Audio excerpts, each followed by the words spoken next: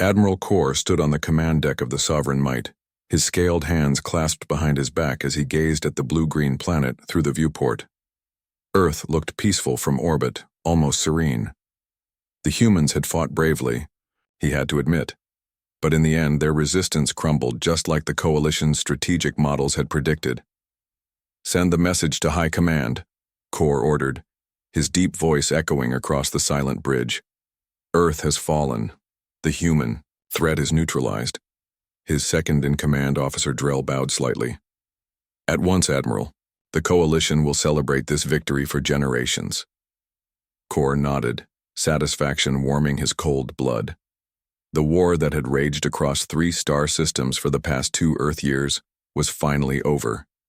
Humanity, with their unpredictable tactics and stubborn refusal to surrender, had been a thorn in the Coalition's side since first contact. But now, their orbital defenses lay in ruins, their space fleet scattered and destroyed. "Begin the occupation protocols," Kor commanded. "I want control of all remaining orbital stations within the next rotation." 200 miles below the Sovereign Might, Captain Tom Reynolds crouched in the darkness of an underground bunker, surrounded by holographic displays showing the Coalition ships in orbit. His uniform was torn and dirty, his face covered in a week's worth of stubble, but his eyes remained sharp, focused. "Status report," he demanded, glancing at the communications officer beside him. "Coalition forces have taken the Luna base and the orbital platforms," Lieutenant Baker replied, her voice steady despite the defeat weighing on her shoulders. "They're broadcasting victory messages across all channels." Reynolds nodded slowly. "And our satellites?" "The stealth network is still operational. They haven't detected them yet." "Good," Reynolds said, allowing himself a small smile. "And protocol diaspora?" The room fell silent. Baker tapped a few commands into her console, bringing up a new display. Hundreds of tiny dots moved away from Earth in all directions, already far beyond the range of standard Coalition scanners. "Last ship cleared the solar system 4 hours ago, sir," Baker reported. 3 billion civilians evacuated. The colony ships report all cryopods functioning normally. Reynolds exhaled slowly. The aliens didn't know it yet, but they had conquered an empty shell. When the Coalition's intentions became clear 6 years ago, humanity had prepared for the worst. The massive underground shipyards had worked day and night, building enormous colony vessels designed to escape detection. "And the military assets?" he asked quietly. "Admiral Wilson reports the Titan fleet reached the Proxima staging area safely. General Rodriguez confirms Mars base self-destructed after evacuation. All technology and weapon designs were purged from Earth databases." Reynolds stood up straight, walking to the center of the command room. Around him, the last 200 members of Earth's Defense Command watched in silence. "They think they've won," he said, his voice filling the room. "They believe they've seen the full measure of humanity's strength and defeated it." He gestured to the display showing the Coalition ships. "But they've only fought our delaying force. The real war hasn't even begun." On the 5th day of occupation, Admiral Kor walked through the abandoned streets of what had once been London. The city was eerily quiet. Coalition troops had secured the area, but something felt wrong. "Where are all the humans?" he asked the intelligence officer accompanying him. "Our estimates suggest many died in the orbital bombardments, Admiral," the officer replied. "Others have likely fled to the countryside." Kor frowned. The bombardment had been precise, targeting only military installations, and their scans had shown a planet with nearly 8 billion inhabitants just months ago. Even accounting for casualties, the cities should not be this empty.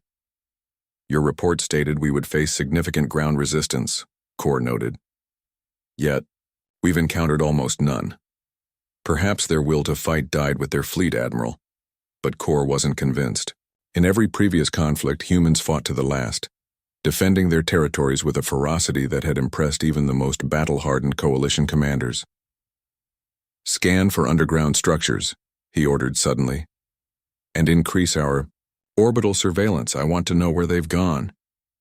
"They're getting suspicious," Baker reported as fresh intelligence came through their secure channels. Coalition forces are extending their search patterns. Reynolds nodded, studying the displays. It doesn't matter, they're looking in the wrong place. The bunker had become their home for the past week, as they coordinated with the remnants of Earth's military still in hiding. Scattered across the planet, small groups of soldiers and operatives lay dormant, waiting for orders. "Message from Admiral Wilson, sir," Baker said, her eyes widening as she read the incoming transmission. "The Titan fleet has successfully rendezvoused with the Mars contingent. The Arcturus shipyards are operational, and the first wave of battleships is already under construction." A murmur of excitement ran through the command center. Reynolds allowed his people this moment of hope. For the first time since the coalition arrived, good news had reached them. "Time estimate until the counteroffensive can begin?" Reynolds asked. "Admiral Wilson projects 3 years, sir. We need time to build up our forces and establish the colony worlds as secure bases." 3 years of occupation, 3 years of hiding, and watching their planet controlled by alien forces. Reynolds clenched his jaw but nodded. "Send the order to all remaining cells," he said firmly. "Initiate Operation Shadows, minimal engagement, maximum intelligence gathering. I want to know everything about their technology, their tactics, their weaknesses." In his quarters aboard the Sovereign Might, Admiral Kor reviewed the latest reports with growing concern. The human population counts weren't adding up. Initial estimates suggested billions of inhabitants, but scans were only detecting a few, 100 million life signs, and the resistance they had encountered was sporadic, almost performative. "Admiral," Drell said, entering the room with an urgent expression, "our scouts have discovered something unusual in the asteroid belt." Kor looked up from his reports. "Show me." Drell activated a holographic display revealing images of massive engine signatures leading out of the solar system in multiple directions. "These energy patterns match nothing in our database," Drell explained, "but they appear to be warp signatures of some kind. Hundreds of them, all departing Earth in the weeks before our arrival." Kor stood so quickly that his chair crashed to the floor behind him. "Why wasn't this detected earlier?" "The signatures were masked somehow, sir. Our routine scans missed them entirely. It was only when we calibrated for specific human energy patterns that we found them." Kor stared at the display, a cold feeling spreading through his body as the truth dawned on him. "They knew we were coming," he whispered. "They evacuated their planet." "Sir? This isn't their surrender," Kor said, his voice rising with sudden clarity. "This is their strategic withdrawal." As if confirming his revelation, the ship's alarms suddenly blared to life. Kor rushed to the bridge, with Drell close behind him. On the main display, a message was repeating across all Coalition frequencies. A simple text transmission in the human language. It read, "This was only round 1. 3 years passed under Coalition rule.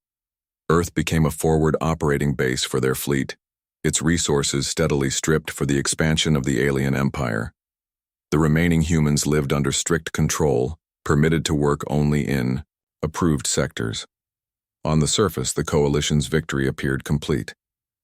Dr. Alan Stone adjusted his laboratory coat and nodded politely to the Coalition guards as he entered the research facility.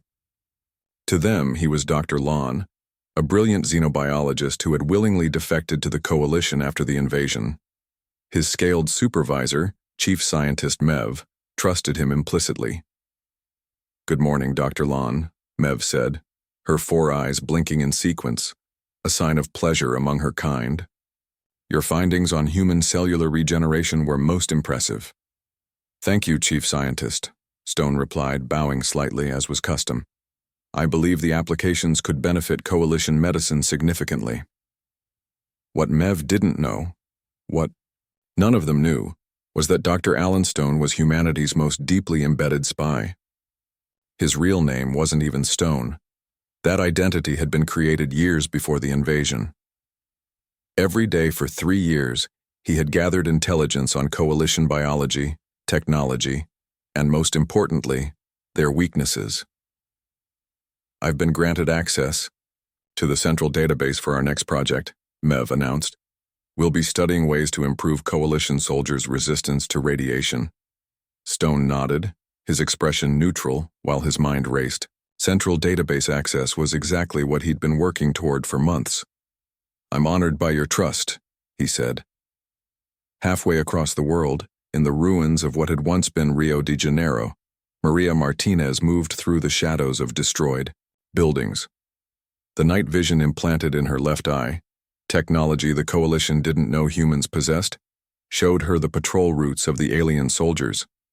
Martinez had once been a general in Earth's defense forces. Now she led the planet's largest resistance cell, coordinating attacks designed not to win battles but to feed false information to the enemy. She reached the hidden entrance to their underground base and pressed her palm against a section of concrete that looked no different from the rest. A scanner read her DNA, and a hidden door slid open. Inside, dozens of resistance fighters worked, at stations monitoring Coalition communications, troop movements, and supply lines. They all stood at attention when she entered. At ease, she said, moving to the central table where a holographic map showed Coalition positions worldwide. Report. Her second-in-command, Jack Wilson, stepped forward.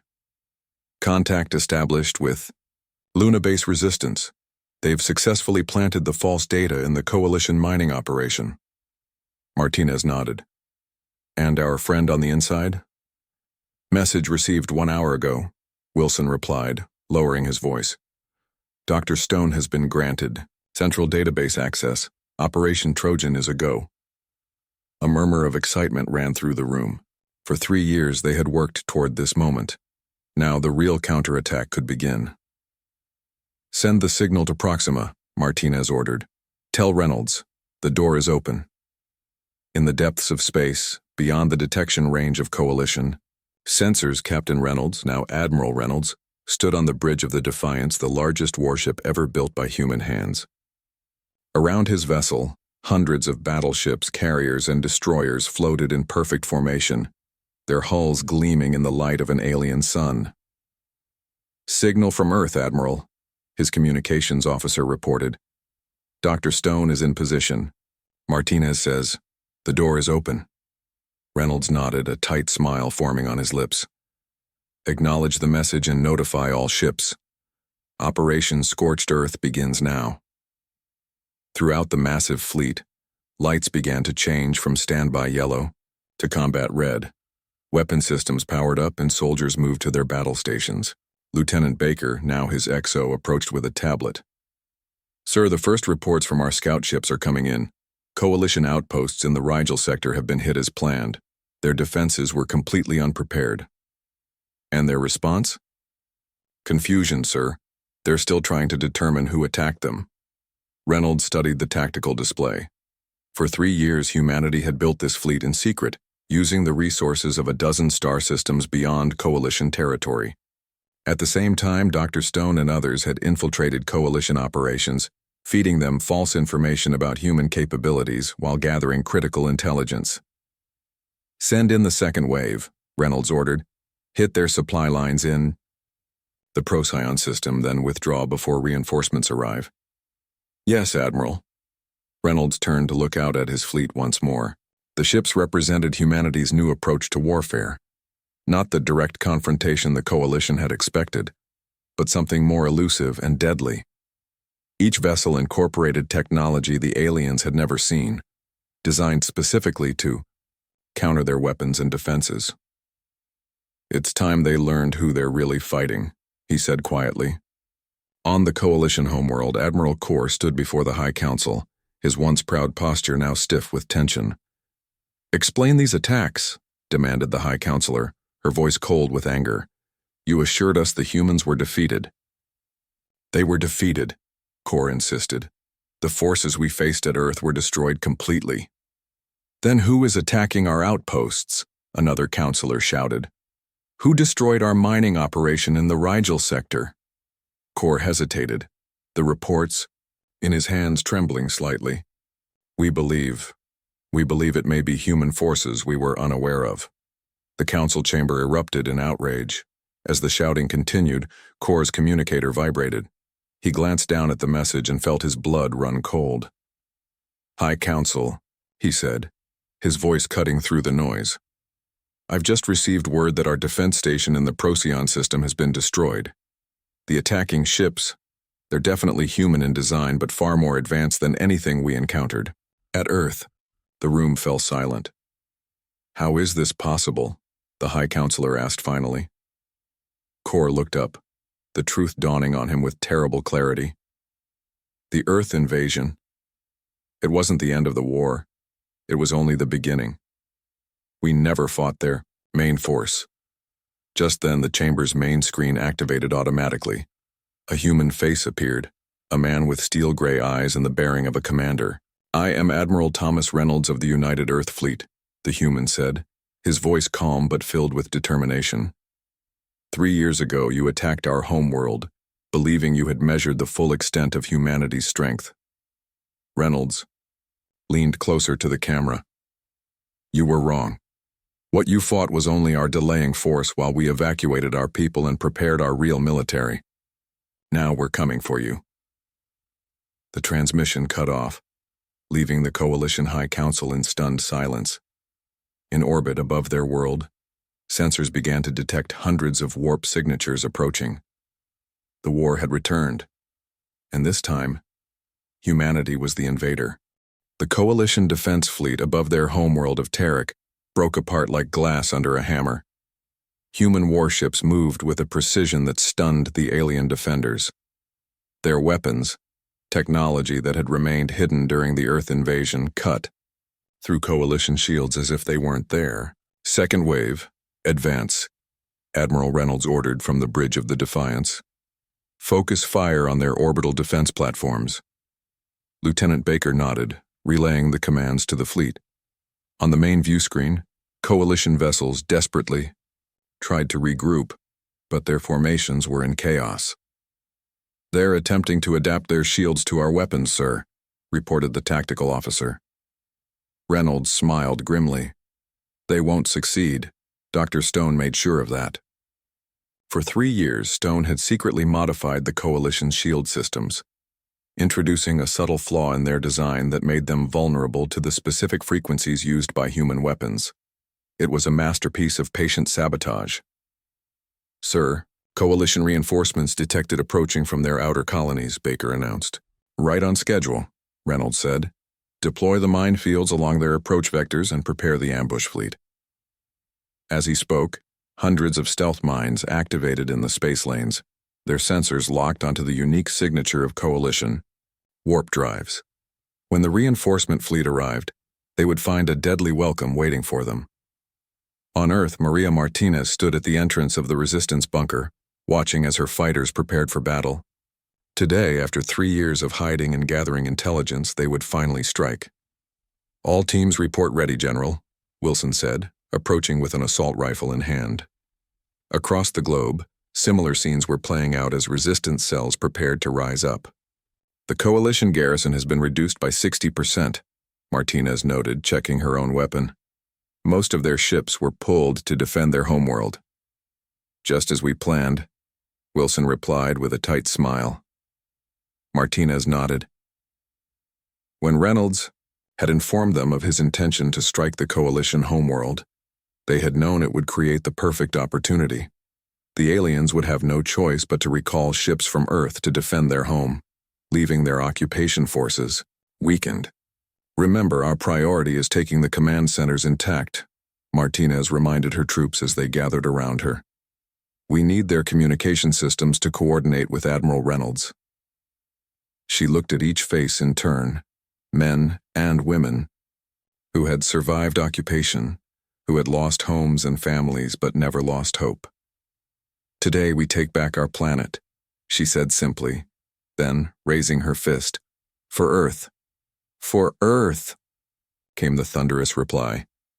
Dr. Alan Stone worked quickly in the central database chamber, his fingers flying over the alien controls. Around him, alarms blared as the Coalition facility went into lockdown. "Dr. Lon, what are you doing?" Chief Scientist Mev demanded, rushing into the room. "The security systems report unauthorized access." Stone didn't look up from his work. I'm sorry, Mev. My name isn't Lon. It never was. Understanding dawned in the alien's four eyes. You're with them, the attacking humans. I am them, Stone replied, completing the final sequence. On screens around the room, the Coalition's defense grid began to shut down sector by sector. Stone reached into his pocket and removed a small device, pressing it against his temple. The holographic disguise that had altered his features for 3 years flickered and disappeared, revealing his true face, harder, scarred from battles fought before the occupation. You've been working for the humans all along, Mev whispered, backing away. But why? We offered you knowledge, position, respect. Stone looked up at last, his eyes cold. You offered me those things after you attacked my world and killed millions of my people. Did you think I would actually accept? Before Mev could respond, the facility shook with a distant explosion.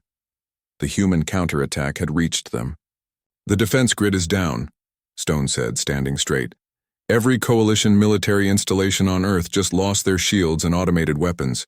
Your troops are now fighting without support against a prepared enemy who knows all your weaknesses. He drew a small pistol from beneath his lab coat, a human weapon that had remained hidden for 3 years. I truly am sorry, Mev. You were kind to me. He pointed the weapon at the control panel rather than at her. But this war isn't over. It's just beginning. Admiral Kor stood in the ruins of the Coalition High Council chamber. The building had been hit in the first wave of the human attack. Emergency lights cast red shadows over the scene as he surveyed the damage. Admiral, a junior officer called, picking his way through the debris. Urgent communication from Earth. Kor took the offered datapad, reading the message with growing horror. The occupation forces were under coordinated attack from human resistance fighters. Over half of the command centers had already fallen, and worst of all, their defensive systems had been compromised planet-wide. How? He growled. How could they have planned this? Sir, the officer hesitated. There's more. We've detected massive energy signatures in Earth orbit. Ships, sir. Hundreds of them appearing out of nowhere. Kor's hand tightened on the datapad until it cracked. Cloaking technology. They had cloaking technology all along.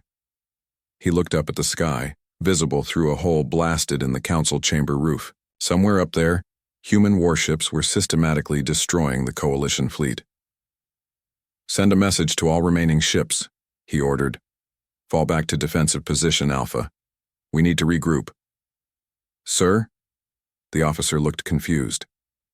Alpha is our last resort position. If we retreat there, I know what it means, Kor snapped, but we have no choice. These aren't the same humans we fought 3 years ago. These are something else entirely. As if confirming his words, the ground shook as another Coalition defense installation exploded in the distance. On the bridge of the Defiance, Reynolds watched as the Coalition fleet began to break formation, pulling back to a defensive position around their inner planets. They're retreating, sir, Baker announced, unable to keep the satisfaction from her voice. Not retreating, Reynolds corrected. Regrouping. Admiral Kor is no fool. He's realized this isn't a battle he can win, so he's shifting to a defensive strategy. He studied the tactical display, noting the Coalition's new formation. Signal the fleet. All ships to hold position.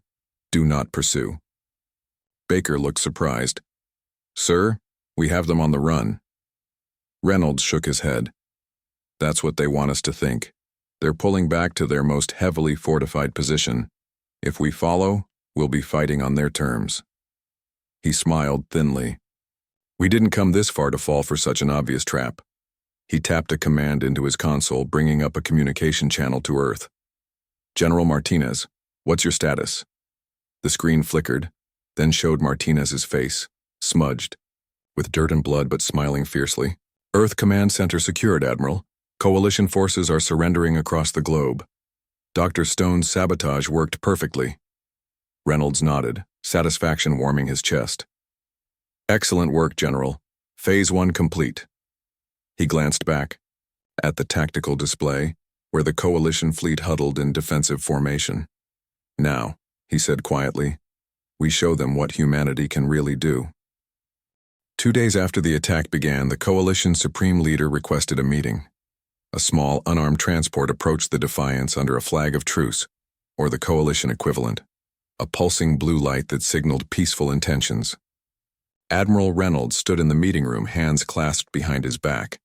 The viewport showed the stars and, in the distance, the Coalition homeworld of Terek. Lieutenant Baker stood at his side, along with 3 armed guards. Though they had accepted the peace envoy, trust was in short supply.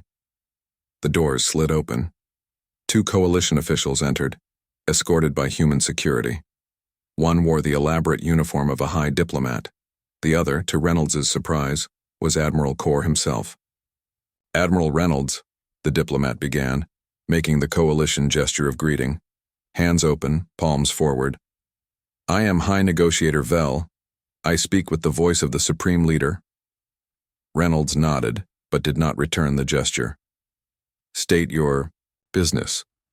Vel seemed taken aback by the directness, but continued. The Coalition wishes to discuss terms for a cessation of hostilities. Surrender, Reynolds corrected. Not a cessation, a surrender. Core stepped forward, his face tight with controlled anger. You cannot expect us to surrender our entire civilization to you.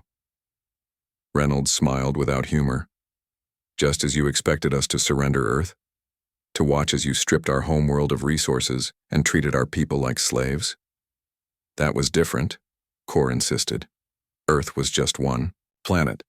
We're talking about 17 worlds, billions of Coalition citizens.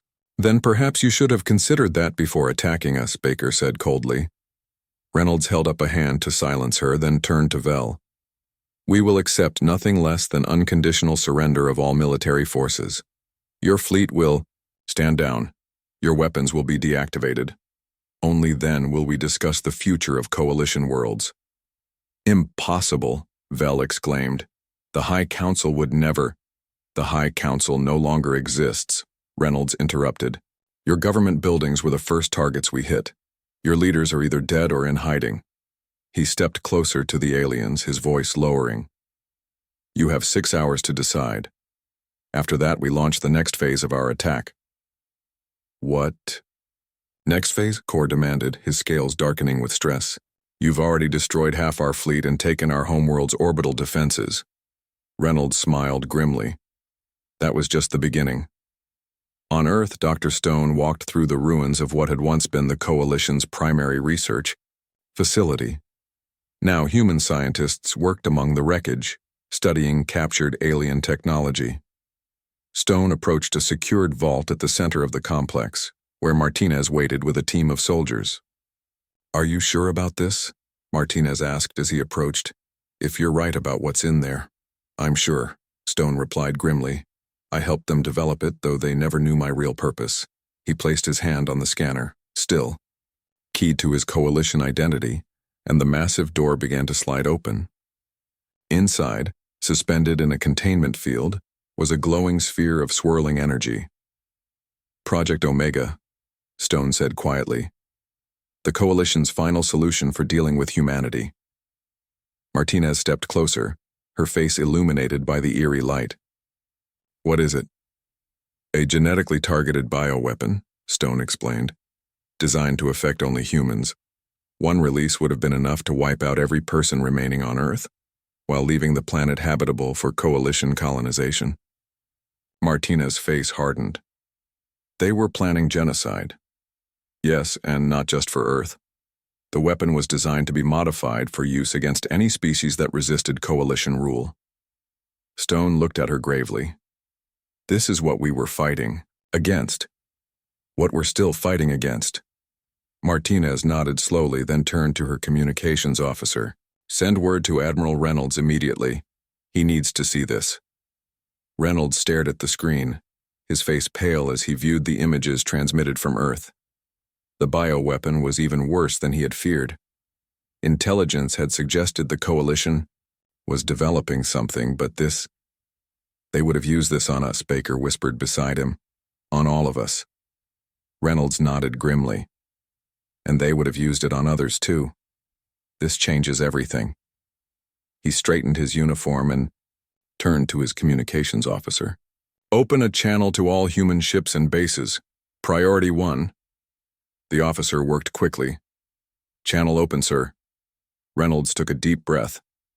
This is Admiral Reynolds to all human forces. We have confirmed that the Coalition developed and intended to use a species-specific bioweapon against Earth. Evidence suggests this was not a one-time plan, but part of a larger strategy for dealing with any resistance to their rule. He paused, letting the information sink in. In light of this discovery, our mission has changed. This is no longer just about Earth. It's about ensuring the safety of all intelligent species against a power that would commit genocide without hesitation. His voice hardened. Operation Hammerfall is now in effect. All ships prepare for jump to your designated targets. We end this. Today. Admiral Kor paced in the small room where he and Vel had been left to consider Reynolds's ultimatum. The 6 hours were nearly up. We should agree to their terms, Vel said, slumped in a chair. We have no choice. And become slaves to humans? Kor growled. Never. The Supreme Leader will send reinforcements from the outer colonies. We just need to hold out. A soft chime indicated someone at the door. It slid open to reveal Reynolds and Baker, their faces grim. Your time is up, Reynolds said. What is your answer? Before Vel could speak, Kor stepped forward. We reject your demands. The Coalition will never surrender. Reynolds nodded, as if expecting this answer. We've just discovered your bioweapon program, Admiral Kor, Project Omega. Kor's scales paled visibly. How did you... Dr. Stone sends his regards, Baker said coldly. Vel turned to Kor in shock. What bioweapon? The Council never authorized. The Council authorized everything I asked for, Kor snapped. They understood what was necessary.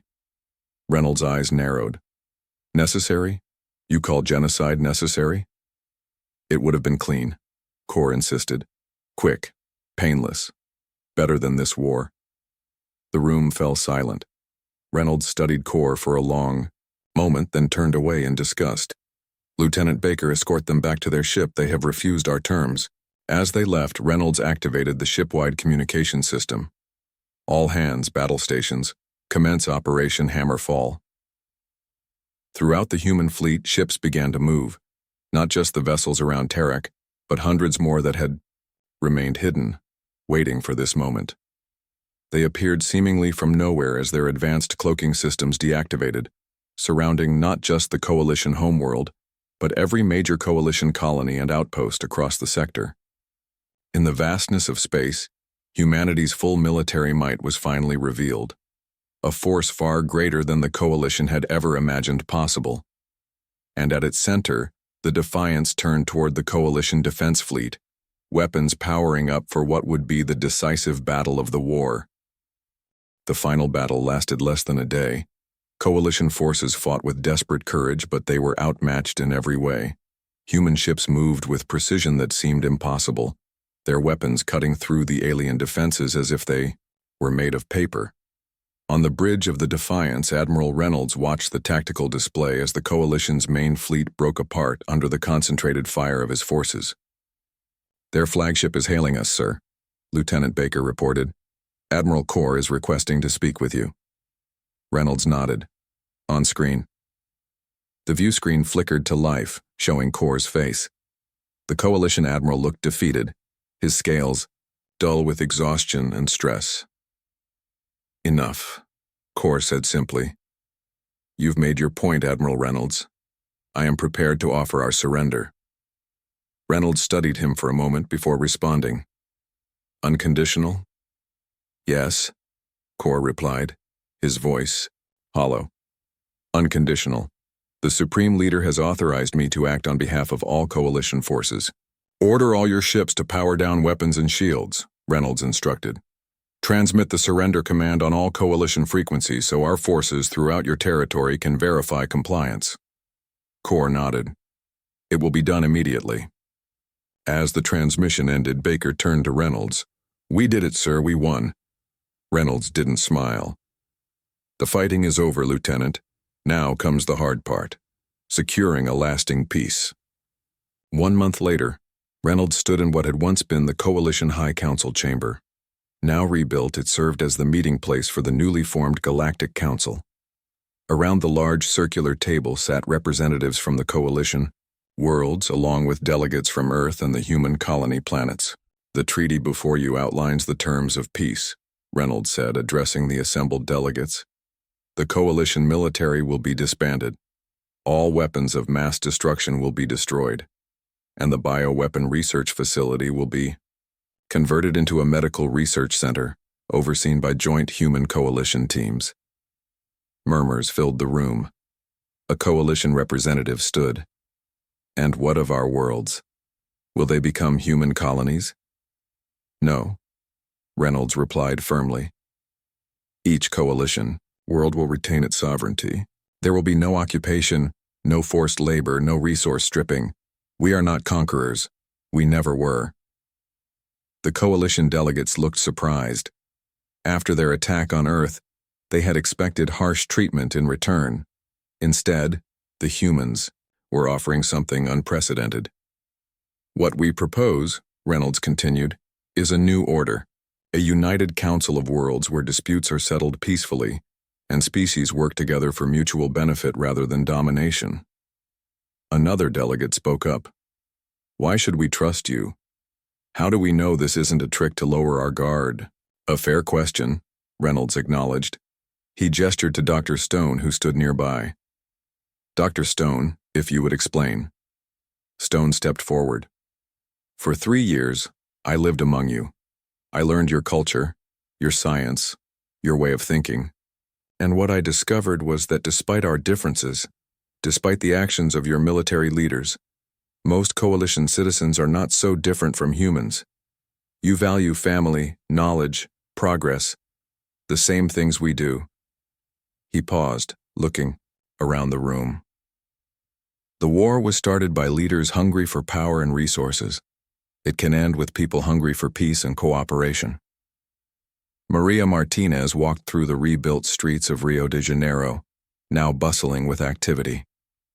Human and coalition engineers worked side by side, restoring the city even better than before. She spotted a familiar face approaching, Jack Wilson, carrying construction plans. "The new hospital is ahead of schedule," Wilson reported as he reached her. "The coalition medical technicians have been invaluable. Their regeneration technology is saving lives that we couldn't have saved before." Martinez nodded. "And the defense grid?" "Operational," Wilson confirmed. "But as agreed, under joint control. No single species can activate it without consensus from the Council." Martinez looked up at the sky, where the faint outlines of orbital platforms could be seen. The new shared defense system designed to protect Earth from any future threat. Not just coalition technology or human innovation, but a blend of both, stronger than either would have been alone. "Did you ever think we'd end up here?" she asked quietly. "Working alongside them?" Wilson shook his head. "Never. I was sure this would end in their extinction or ours." "That was their way of thinking," Martinez replied. "Win or die, conquer or be conquered. We needed to show them another path." In a coalition prison on Terrak, Admiral Kor sat, alone in his cell. The door opened and, to his surprise, Admiral Reynolds entered. "Come to gloat?" Kor asked bitterly. Reynolds shook his head. "I came to understand." He sat on the bench opposite Kor. "Why did you attack Earth? Your reports must have shown we weren't a threat to you." Kor was silent for a long moment. "Fear," he finally admitted. "Our long-range scans showed your technological advancement rate was unprecedented. Our models predicted that within 20 years you would surpass us. The High Council decided a preemptive strike was the only option. And now? Now I see we were wrong," Kor said quietly. "We failed to understand your species. We thought your strength was in your weapons, your ships, but it was always in here." He tapped his head. "Your adaptability, your planning, your willingness to sacrifice for future generations." Reynolds nodded slowly. We learned that from our history. Centuries of conflict taught us that the greatest victories aren't won through force alone. A lesson my people are learning now. Kor acknowledged. Too late for me, perhaps, but not for future generations. Reynolds stood. Your trial begins tomorrow. But regardless of the outcome, know that your people have a place in the new order we're building. 5 years later, Reynolds stood on the observation deck of the newly completed Galactic Council headquarters, a massive space station orbiting a neutral star. Below him, representatives from 24 species mingled in the main hall, not just humans and coalition members, but other civilizations that had joined the growing alliance. Baker, now a captain with her own command, joined him at the viewport. The Arcturus delegation arrived safely, she reported. They're eager to join the council after seeing how the coalition worlds have prospered under the new system. Reynolds nodded, watching as Dr. Stone guided a group of alien scientists through the station's research wing. In the years since the war, Stone had become one of the foremost advocates for cross-species scientific cooperation. Did you ever imagine this? Baker asked, echoing Martinez's question from years before. When we were hiding in that bunker, on Earth, waiting for the right moment to strike back? Reynolds smiled slightly. Not exactly this, no, I imagined victory. I planned for survival. He gestured to the gathered representatives below. But this is something better. This is a future. In the great chamber below, delegates from former enemies stood together, planning joint missions to unexplored regions of the galaxy. The Coalition bioweapon facility, once designed for genocide, now produced medical advances that saved lives across a dozen worlds, and Earth, once nearly conquered, had become the symbolic heart of a new galactic community. The war was truly over, and humanity had won not just through force of arms but through the vision to build something better from the ashes of conflict.